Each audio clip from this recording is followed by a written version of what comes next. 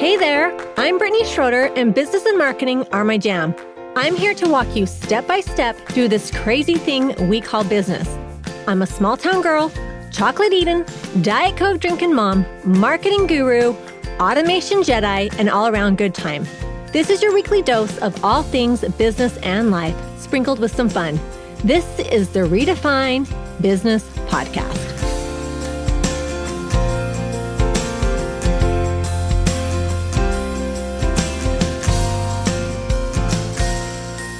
Welcome to another episode of Redefine Business Podcast. I just wrapped up this last week my online business summit, Fusion Collective. This is my second year doing it. And I thought it would be kind of fun because I am a numbers girl to give you the behind the scenes look at what running an event like this looks like. If you've ever wondered what it takes to run a multi-day, multi-speaker virtual event, it's kind of a big deal. It takes a lot of work, but I thought it would be kind of fun for you to hear how I pulled off this summit with over 30 incredible speakers, a stack of custom web pages, a mountain of emails, and a lot of chocolate and Diet Coke. So it was a lot of work, but it was totally worth it. And so I thought I'd kind of give you the rundown and break it down of how I put together this summit. So first, this is my second year doing it. And the first year that I did it, it was kind of my test. So I decided that I was going to do it on a lot smaller scale, and I had 10 speakers. So this year I decided, once I had done one and I kind of had a baseline of how to do it and all the technology and all of that, I thought, okay, I'm going to go big. I'm going to go bigger this year.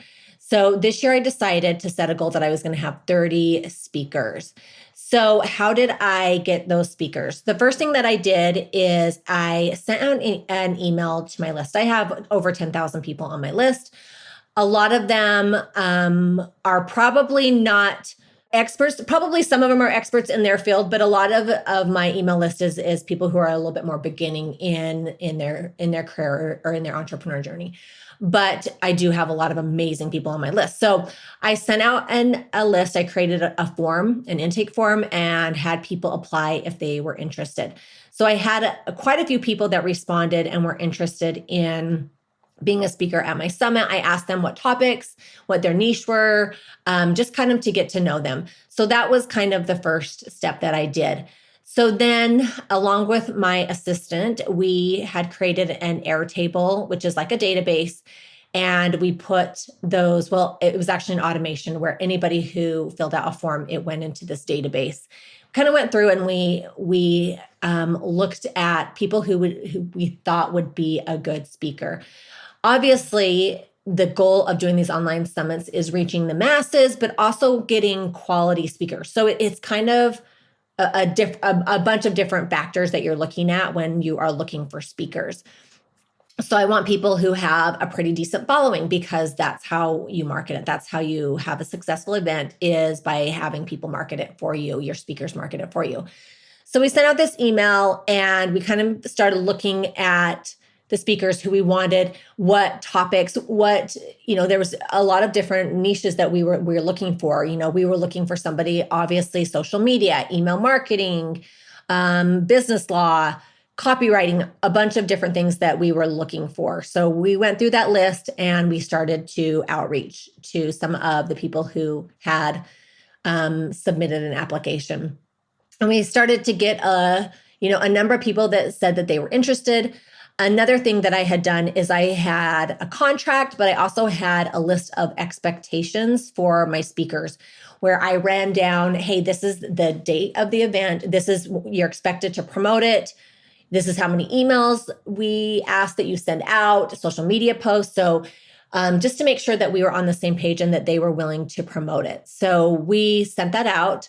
Myself and my assistant, a lot of this was my assistant, so I don't want to take away from her because she did an amazing job, but reached out and asked if people were interested.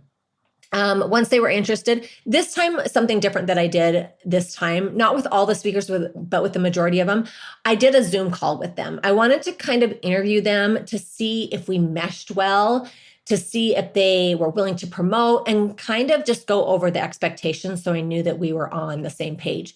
one of the things that I learned last year about the speakers is, some of them I did talk to, but most of them was just through email.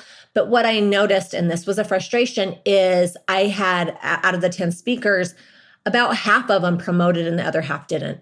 And that's kind of a frustration because they signed a contract. Obviously, I'm not going to go after them or anything like that, but it's kind of important. I wanted to make sure that people were excited. They knew the expectations, they were willing to promote, and we were all on the same page, and we meshed well together. So I started to do that. We started planning, and here's the thing about anything of this size that you're going to do. You have to give yourself a ton of time to prepare because you're asking people to do presentations, but it's also the back and forth of emailing people and finding different people. And one of the things I will say, a very huge frustration of mine is I cannot believe how many entrepreneurs do not respond to emails. That is definitely a huge frustration. Because we would ask, once we had some people that submitted and then we'd email them, we had a bunch of gaps in our speaker lineup. We wanted certain niches that we didn't have people apply for. We wanted somebody to do TikTok. We wanted somebody to do AI. And so then we had to do a little bit of outreach. But one of the frustrations is we reached out to somebody for a specific niche, and we didn't want to have, it was fine to have multiple speakers on multiple topics, but some of the niches, we wanted one person. We wanted them to have as much exposure as we could. But a frustration is emailing them and not getting a response. So we would email them, follow up, nothing, crickets, they didn't respond. So then a few weeks would go by, and then we would start to outreach to somebody else. And then the same thing might happen. So we're talking 2 weeks, 3 weeks, and we don't hear anything. And then we have to move on to the next, finding another speaker. So that is a huge frustration. And I do not understand that because I respond to my emails and these are business owners. So that is a huge frustration. But that was one of the things that you have to give yourself time. We started planning this summit 3 months ago, and we still, I think we did pretty well. We were pretty prepared, but one of the things that my assistant and I talked about after is we need to start even sooner, especially some people who maybe have a lot of, they plan 6 months out. We want to give them enough time so that they can say yes, because some people we reach out to and they wouldn't have availability. They're like, oh, sorry, I already have something planned.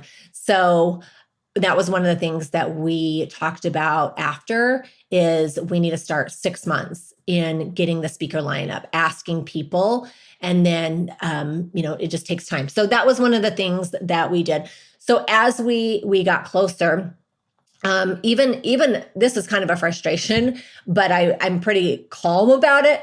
But we even had speakers who committed and then backed out at the last minute, and we were scrambling. There was a few niches that we had gaps in our lineup because we couldn't find somebody because it wasn't enough notice. So that is really frustrating, but it happens, and I understand. Another thing that I did different this year that I did last year is a couple things. Last year, the presentations were an hour long, and it was a little bit too long. So this year we decided the presentations were going to be 30 minutes long. Another thing last year that we did, and I'm trying to remember last year if it was 1 or 2 days. I can't remember for sure. Maybe, I think it might have been 2, but I can't remember for sure. But we did live sessions. So they would get on the conference and they would do their presentation live. And that was great. And it was great to have them on live. But because I'm a planner, I was stressed out that, hey, are they going to get on? Are they going the time would come for their presentation and I couldn't see them that they were online. And then I would worry oh my gosh, what if they don't get on? And that stressed me out. And so this year I decided that I was going to have all my speakers pre-record their sessions. So that was one of the things that I asked, and was to have them pre-record it. I also encouraged them to be live on their presentation so that they can engage with their audience and they can promote themselves. They can drop links in the chat. And so that was one of the things that I asked the speakers. I really encouraged them. I said, to get the biggest bang for your buck, you want to be live so that you can answer questions and engage with people. And then depending on their presentation, if if there was time in between theirs and the other, I would have them come on live and there could be like a Q&A and people could ask questions. So that's kind of how I did it, the lineup with the speakers. For the most part, I think I had 31 speakers. For the most part, everybody was super fabulous. Really did a good job, really, super impressed with almost all of the presentations. It was really great. There was a few technical difficulties, but that was kind of my problem. Like I got their presentations and I just assumed that everything, like the tech was good and that they did, that their presentations were the time, 25 to 30 minutes. There were a few that were short, 15 minutes long when they were supposed to be 30. And that kind of put a wrench in the schedule part of it. Again, that was my fault. I should have checked and made sure. There was one that was an hour long. There was miscommunication. And then there was a couple with technical difficulties. Again, I should have watched them and made sure they were good. So that one is on me.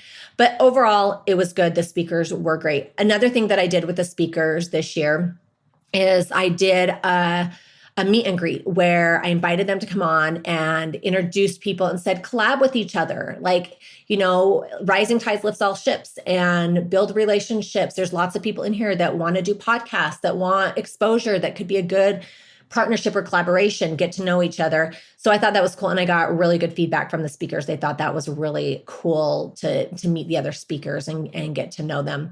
Again, every time I learn and next year I'm like, oh, I'm going to do this. I'm going to do something different, but I thought overall the speaker portion of it was really well received and people did a really good job. Another thing that I did for my speakers is I created, and I'm going to go into this in this next section, is I created a web page and I created a contributors hub. And it was just a website that they could access and it had all of the resources that they had, every speaker on there. And I encourage everybody to follow all the speakers on Instagram or LinkedIn or whatever they were on. And then I had I had like social media graphics. I had email copy. I had just a bunch of different like resources for them. And I got a ton of really positive feedback on how organized that was. So that made me happy because I like to be organized. So, okay, I'm going to go into all the different, that's one of the web pages, but I want to go into some of the other web pages that I created. It was a lot of work technically, I'm not going to lie. And last year I had done a bulk of it. So this year it was adding and improving and changing. So I like this part of it because I'm a techie girl, but it's a ton of work. So some of the web pages that I created, the first and the foremost was the sales page. And this was the main landing spot where attendees could learn what the summit was all about.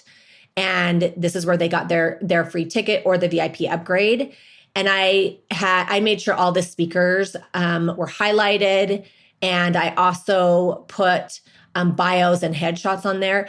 Again, this was one of the struggles of getting people stuck because I wanted to start promoting a month in advance, but I was still trying to get speakers and add their bios and their headshots and all of that. So this took a little bit longer. Again, I wish I would have started the speaker part a little bit sooner so it was like ready to go. But that was the main thing that I had was the sales page. Okay, the next thing I created is a thank you page. So after they registered, attendees were redirected here. And this is where they would get like a calendar that they could add it to their calendar. Also, it was like where, again, upgrading to the VIP. As the event got closer, I changed this thank you page to enter the summit just because people last minute registers, I didn't want them to wonder, okay, how do I get on? So I did change this as it got closer, but overall the format of it stayed pretty much the same. Another page I created was a summit entry page, and this was like the virtual front door to the summit. So each day sessions were hosted here, and so it was easy to navigate, and they just would go to that page, and it just said enter. I used Zoom and I did a webinar. I upgraded to the webinar. so they could enter that way. And so it was the same URL every time. They could just go in and enter the webinar that way. But that was the summit entry page. Another page that I did, and I'm really proud of this one because I think it looks so good, but I did a resource page. And this was a one-stop shop for all the freebies, all the speakers, and any exclusive offer. So if there was like a VIP, so I would say at the very top, it was all the speakers, and then it listed all the topics of the conference. They could click on that, and then it was a logic jump, which means it jumped to another section on the web page, and it would have the freebies that all the speakers offered. And then if they included a VIP upgrade, I would say what the VIP upgrade was, and then it would be linked to the sales offer so that they could upgrade to a VIP. So this was kind of cool because I think it was great to have a one place where, say a register didn't go to all the speakers, but they could still sign up for freebies and get on these like amazing speakers email list. So I thought that was kind of a cool resource in addition to the Fusion Summit. And then again, I mentioned this before, but I had a contributors hub, and that was just designed for the speakers and the collaborators, and they could just go here and get all the assets. There's frequently asked questions and updates, all the information. So I thought that was kind of a cool addition that I added this year as well. The next thing is emails. If you have followed me for any time, you know my love and passion for email marketing. So there were a lot of emails. In addition to, I wrote 10 promotional emails, and I use those, but I also gave those to all the speakers that they could use that same copy, or they could, make it their own, but just kind of some ideas. So I did about 10 promotional emails or so, maybe a few more. I'd add a few more here and there, but around 10. And I warmed up my list with these emails, and I started promoting, I think about 3 or 4 weeks out, just kind of doing little teasers and having people sign up and spotlighting some of the speakers. So this was one of the things that I did. In addition, once people had registered for my online summit, then I had a bunch of automated emails that said, hey, you're registered. This is how you enter. Every email had like a PS or something where I encouraged them to get the VIP upgrade. So there were, I sent out an email with the itinerary for all 3 days. Then I would send out, and then every individual day I would say, here's the morning session, here is the afternoon session, the lineup. Again, if they want to do the VIP upgrade. So I was sending those out. I think last year, one of the things I did is I would try to have individuals for some of the speakers. And I didn't do that this year because I didn't want to bombard people with a million emails. But I would send those out like, hey, here, this afternoon session's getting ready to start. Also, if they had signed up for the VIP, one of the perks with VIP is we did like a panelist discussion on the first and second day of the summit. So then I also had automated emails that went out to anybody who registered for the VIP. And we had a really good discussion on both days. And some of the speakers were panelists. So this was great. So another thing that, each email, I tried to just tell them what was going on and what to expect, and, mainly just communicate with my audience and let them know what was going on. I also did some follow-up emails after it was over. If you missed the summit, you can, still continue to do the VIP. And I probably will still promote the VIP for the next month or so. I'll put things in my emails to let them know. I mean, it's such a great value, $97, 30 plus speakers, and tons of great resources, consults, freebies, different templates, a bunch of stuff. So that was really great. Okay, take a breath. I'm exhausted. I'm just talking about it. Okay, the next thing that I did was social media posts. We created a bunch of, there were 30 speakers, so we created a bunch of Instagram story and Instagram posts for the speakers. And so we were highlighting the speakers, like a little bio about them, what they'd be speaking about, and then we would tag them. What I have learned with collaborations is sometimes you can send people tons of graphics, and they don't necessarily always post them, but if you tag people or you collaborate, a lot of times they'll accept the collaboration or they'll repost it. And I found that's the most effective thing. So between myself and my VA, we did a post for every single speaker. So we were like spamming my Instagram feed. And we were putting, hey, do you want to learn more about TikTok? And then we would show who the speaker was. And then we'd say, comment Fusion, and we'll send you the information. With the social media, I use ManyChats, which is an automated bot system for Instagram and Facebook. And you can, when they comment a word, it automatically sends them a link so that they can sign up. So I use ManyChats to have that automation set up so people could sign up that way. Just we kind of had a list of places that we post, we LinkedIn, Threads. These are different social media platforms that I'm on, but I'm not super active, but we would still repost a lot there. I have a Facebook group, and I would try to post in my Facebook group and use the tag everyone feature so that people could sign up that way. And then we have a list of Facebook groups that you can promote things in, and we tried to promote in there. So that was kind of our strategy, our social media strategy with that. I only did one of these, but I did a Facebook Live, and I probably should have done more. But next time I'll be more organized and do Facebook Lives or not Facebook Lives, Instagram Lives. I only did one Instagram Live. But next time I'll be a little bit more organized with that and have that scheduled out. Maybe that'll be something that an automation that I set up, that once the speakers accept, it will send them a link and then they automatically sign up for one or the other or both. I did do some podcast interviews, but where my podcasting interviews is a little bit tricky is because I batch my podcast. I could only do like a couple because it was like when I air them, sometimes I'm like a month ahead, and I wanted their podcast to air before Fusion.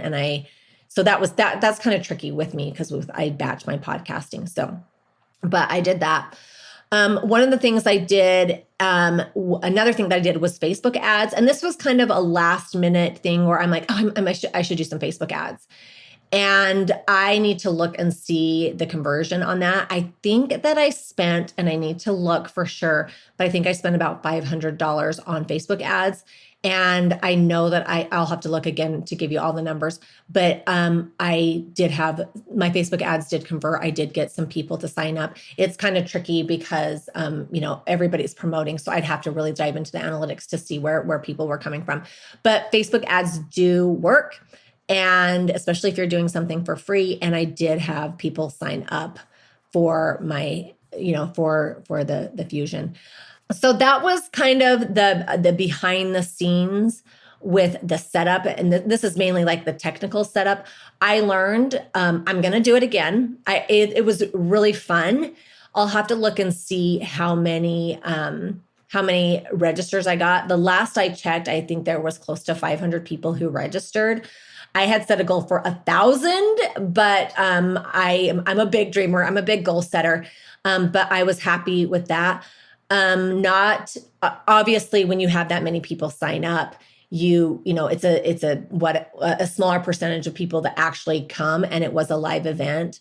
And that's where you kind of make the money on it, is the VIP upgrade, because you kind of count that people aren't going to be able to make 3 days, and you hope that there's enough value that they want to purchase the VIP upgrade. Again, I'll be selling that for the next 6 months. It's available. So that was kind of the behind the scenes. Some things that I'm going to do different next time that I learned is I might do SMS text reminders. I might try that next time, just because I do want people live. I want more people live, and I'm sending the emails, but maybe people don't, I think the more reminders, the more likely people are to show up. So that is one thing that I talked about with my assistant, that next year we're like, hey, let's try the text reminders and see if we can get more people to show up live. Another thing that I want to do differently is I reached out to speakers. Again, I want to do it more in advance, but I want to make a list of topics that I am looking for, and and ask people to speak on the topics and not necessarily the niche, because I feel like some of the presentations there was a little bit of repetition in some of them. And, there's specific things I would have loved people to talk about, and, that would be interesting to me. So it was so great. And, it's so amazing to work with incredible entrepreneurs, and so impressed with so many speakers and just their willingness to promote and help other people. And, it's just always a good experience. It's always a good learning experience. So that was kind of my recap of my online business summit. If you are considering doing one, it's a great way. It's a great way to network. It's a great way for growth. It's a great way to meet other people and to learn and get exposure. So I hope that you found this helpful, and I hope that I inspired you to get outside of your box and try something new. I will do another one, so don't miss it. And I hope you found this podcast helpful, and I will see y'all next time. Let's not stop the party here. Head on over to my Instagram or Facebook group, Redefine Your Business, and let me know your thoughts about today's show. I will see you again, same time, same place, next week.